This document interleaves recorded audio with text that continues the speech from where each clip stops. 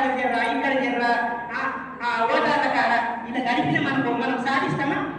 ఇప్పటికే 70 ఏళ్ళు తెగరవాడాయి. ఇప్పుడన్నా చక్కగా చేద్దామా? ఇప్పుడన్నా కరెక్ట్ చేసి నిన్ను మర్చిపో. ఎదుటి వ్యక్తిని ఎప్పుడైతే ప్రేమిస్తామో నువ్వు తెలుస్తావు. ఆయన రాక్షసుడు అనుకుంటే నువ్వు సిద్ధ అవుతావు. భూమి మీద ఎవ్వరు రాక్షసుడు లేరు, నీ ఆలోచన మాత్రమే అది. అలా అనుకుంటున్నావు అంటే నీ ఎదుగుదల నువ్వు ఆపుకుంటున్నావు. నువ్వు బాగా ఎంత ధ్యానం చేసినా ఇది ఒకటి గుర్తుపెట్టుకోండి. నేను ఎవరికన్నా తిట్టుకుంటున్నానా, తప్పులకు తిట్టుకుంటున్నా, అత్తగా మామగా కొడుక బిడ్డక అని నీ మనసులో అనుకున్నావా? అది ఈ రోజే తీసేసి వాళ్ళ ప్రేమతో స్వాగతం చెప్పు. ఈ జన్మలో కాదు, గత జన్మలో కాదు, తెలిసి తెలియక ఏ జన్మలో ఏ ఇబ్బంది పెట్టిను. ఈ జన్మలో నువ్వు భర్తగా వచ్చావు, భార్యగా వచ్చావు, కొడుకుగా బిడ్డగా వచ్చావు. నా ఓపిక నశించిపోయింది, నేను ఏం చేయలేకపోతున్నా.